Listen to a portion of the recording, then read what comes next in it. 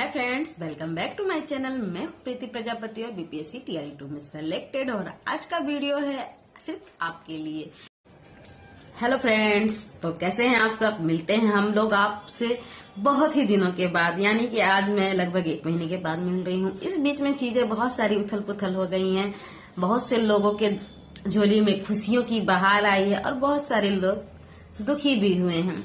क्यों ऐसा बोल रही हूँ मैं? क्योंकि बीपीएससी टीआरई 3 का रिजल्ट भी आया, लोगों का डीवी भी हुआ, कुछ लोगों के रिजल्ट नहीं आए और निराशा उनके हाथ लगी। तो निराश मत होइए, टीआरई 4 की वैकेंसी आपके हाथ में है। और मेरे प्यारे यूपी वाले भाई बंधु, आप लोगों के लिए भी एग्जाम की डेट डिक्लेयर हो चुकी है और आप भी अब अपनी पढ़ाई में लग जाइए, क्योंकि पढ़ना तो सबको है, एक नौकरी तो सबको चाहिए। क्यों? सही है ना? तो आपको मैं लेके आई हूँ स्मार्ट स्टडी का तरीका। खैर, मैं बहुत बीमार थी, 1 महीने से मेरा कोई वीडियो नहीं आया। आपसे प्रॉमिस करती हूँ कि मैं कम से कम वीकली तो जरूर ही वीडियो लेके आऊंगी। और क्योंकि मेरा भी यूपी टीजीटी का एग्जाम है, तो मैं भी पढ़ रही हूँ और इधर बीमारी की वजह से लगभग 1 से 1.5 महीने मैंने बिल्कुल भी पढ़ाई नहीं की है। तो मैंने फिर से रिस्टार्ट किया है और आप लोगों के लिए वीडियो भी लाना शुरू कर रही हूँ और खुद की भी पढ़ाई करूंगी। तो प्लीज सपोर्ट कीजिए थोड़ा मेरा भी, और एक लाइक जरूर कीजिएगा वीडियो को देख करके। और लेट से आने के लिए आप लोगों से फिर से माफी मांगती हूँ। तो चलिए चलते हैं आज के टॉपिक की ओर। Smart study formula. जी हाँ, स्मार्ट स्टडी फार्मूला क्या है? कम पढ़ो, ज्यादा याद रखो, यही है स्मार्ट स्टडी फार्मूला। तो जो भी बीपीएससी टीआरई 4 की तैयारी कर रहे हैं या फिर यूपी टीजीटी पीजीटी की तैयारी कर रहे हैं, उनके लिए वीडियो एक बहुत ही अच्छा मोटिवेशनल वीडियो होने वाला है। और वीडियो को शुरू करने से पहले मैं आप लोगों से यही कहना चाहूंगी कि जो लोग भी मेरे वीडियो का इंतजार कर रहे थे, मैं उनसे माफी मांगना चाहती हूँ, क्योंकि मैं ये वीडियो लगभग 1 महीने के बाद ला रही हूँ और मेरी तबीयत बहुत ही खराब थी। आप लोगों ने एक रील्स में देखा भी होगा, मेरी तबीयत कुछ ज्यादा ही खराब थी, पर कोई नहीं, अभी थोड़ी ठीक लग रही है तबीयत और आप लोगों के लिए एक अच्छा सा वीडियो लेकर के आई हूँ। तो स्मार्ट स्टडी फार्मूला, कम पढ़ो, ज्यादा याद रखो, कैसे हमको फॉलो करना है? तो सबसे पहला आता है एक्टिव लर्निंग अपनाइए। क्या करना है इसके लिए आपको? एक्टिव लर्निंग के लिए जब आप पढ़ते हो ना, तो पढ़ने के बजाय, केवल पढ़ने के बजाय, जैसे कोई किताब ले लिया, रीडिंग कर रहा है, तो केवल इसके बजाय आप अपना ना पढ़ने के साथ साथ नोट्स बनाइए, अपने से सवाल पूछिए। नोट्स बनाने के साथ साथ उस जो नोट्स बनाए हैं उससे आप इधर उधर घुमा के अपने आप से ही सवाल बनाइए और अपने ही शब्दों में उनको समझने की कोशिश कीजिए। तो सबसे पहले क्या करना है? एक्टिव लर्निंग करना है। केवल आपको किताब नहीं पढ़ना है, स्मार्ट स्टडी करनी है, पढ़ना भी है, नोट्स भी बनाने हैं और अपने ही शब्दों में उनको समझने की कोशिश करनी है। सेकंड, किसी भी टॉपिक को ऐसे पढ़िए जैसे कि आप एक छोटे से 5 साल के बच्चे को समझा रहे हो, मतलब एकदम ही सरल भाषा में। आप किताब को 2 बार 3 बार पढ़िए और उसमें से सरल भाषा में अपनी चीजों को समझने की कोशिश कीजिए, तब आपको जो भी टॉपिक है वो आपको गहराई से समझ में आएगा। तीसरा है प्रॉब्लम, क्या बोलते हैं, प्रॉब्लम सॉल्व करना। आपके सामने कोई समस्या आ रही है तो उस प्रॉब्लम को आप सॉल्व करने की कोशिश कीजिए, खुद से कोशिश कीजिए। पहले आप खुद से कोशिश कीजिए, नहीं होता है तो सर्च कीजिए और उस प्रॉब्लम को सॉल्व करने की कोशिश कीजिए। थर्ड आपको करना है फोकस स्टडी करना है। कैसा? Focus study. अब इसमें आप क्या करना है, 1 घंटे की बैठो पढ़ने, तो एकदम फोकस्ड रहो, ना इधर ना उधर, ना फोन ना गाना, कुछ भी नहीं करना, आपको फोकस रहना है। 5 मिनट का ब्रेक लीजिए, इधर उधर घूम के आइए, चाय पानी पी के आइए, फिर 1 घंटे बैठिए आराम से। और एक बार जब बैठिए तो कम से कम टारगेट बनाइए कि 3 घंटे मुझे पढ़ना ही पढ़ना है।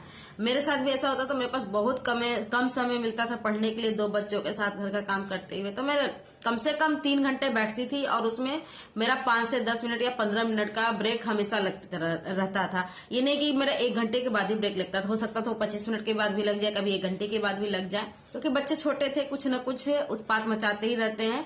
तो जो भी महिलाएं वो इस दर्द को समझ सकती हैं कि जब भी वो पढ़ने बैठती हैं तो कैसे कैसे प्रॉब्लम्स आते हैं। तो आपको लेकिन जब भी बैठना है फोकस बैठना है, इधर उधर का बिल्कुल ध्यान नहीं देना है, ठीक है? चौथा है विजुअल लर्निंग। विजुअल लर्निंग क्या करना है, जब भी आप पढ़ने बैठिए तो चार्ट लीजिए, मैप लीजिए, माइंड मैप लीजिए। मतलब आंखें बंद कीजिए और अपने माइंड में चीजों को बैठाइए कि ये चीजें यहाँ है, ये चीजें यहाँ है।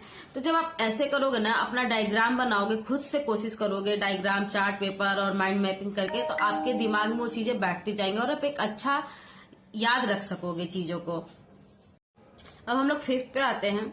फिफ्थ में क्या करना है, सबसे पहले आपको हार्ड टॉपिक को पढ़ना है, जो आप नहीं पढ़ना चाहते हो, आपको बहुत हार्ड लगता है। सबसे पहले आपको उन्हीं हार्ड टॉपिक को पढ़ना है। क्यों? कि शुरुआत में आपका दिमाग जो है बहुत फ्रेश रहता है, उसके ऊपर प्रेशर भी नहीं रहता है। तो धीरे धीरे हार्ड चीजों को अच्छे से समझते हुए आप पढ़ते जाइए। इसके बाद आप आसान चीजों को पढ़िए, उसके लिए आपको कम समय देना पड़ेगा और एक बार केवल ऐसे ही देख लोगे तो भी आपको वो याद रहेगा। तो सबसे पहले आपको हार्ड चीजों को पढ़ना पड़ेगा, इसके बाद आप आसान चीजों को पढ़िए। छठवां है रिवाइज कीजिए। रिवाइज करना मस्ट है। अगर आप रिवाइज नहीं करोगे ना तो चीजों को भूलते रहोगे। तो क्या करना है आप लोगों को, 24 घंटे में रिवाइज करना है, फिर 1 हफ्ते में रिवाइज करना है, फिर 1 महीने में रिवाइज करना, फिर एग्जाम के टाइम तो करना ही करना है। तो आप लोगों को रिवाइज तो जरूर ही करना है। नोट्स अपने रिवाइज करो। अगर आपने फोन में कुछ स्क्रीनशॉट्स ले रखे हैं तो उनको रिवाइज करो, कुछ पीडीएफ है तो उनको रिवाइज करो, लेकिन आपको रिवाइज करना ही करना है 1 हफ्ते, 1 महीने और 1 मंथ में। ठीक है। इसके बाद आप आते हैं 7वें नंबर पे, पढ़ाई का सही माहौल बनाइए। यानी अपने आसपास के माहौल को एकदम शांत बना लीजिए। पास से फोन हटा लीजिए, टीवी हटा लीजिए, दुनिया भर की अड़चने जो आती हैं उनसे आप दूर हो जाइए, रिश्तेदारों से थोड़ा सा आप दूर रह जाइए। सही कहूंगी, थोड़ा सा रिश्तेदारी से दूर रहिए आप। Smart study. स्मार्ट स्टडी क्या होती है? कम समय में ज्यादा सीखना। कम समय में ज्यादा कैसे सीखेंगे? आप ऐसा तो नहीं है कि आपने अभी कॉपी पेन उठाया और अभी सीख रहे हो, बहुत समय से पढ़ रहे हो। तो आपका जो हार्ड टॉपिक है ना, जैसे मैंने पहले ही बताया, हार्ड टॉपिक को पढ़ो, ज्यादा समय दो और आसान चीजें जो है वो कम समय में भी आपको याद रहेंगी। और जब भी पढ़ो मैप का यूज जरूर करो। अगर आप ज्योग्राफी के स्टूडेंट हो, हिस्ट्री के स्टूडेंट हो, तो मैपिंग जरूर करो। आप चीजों को ऐसे ऐसे रख करके देखो कि ये चीजें यहाँ है, वो चीजें यहाँ है।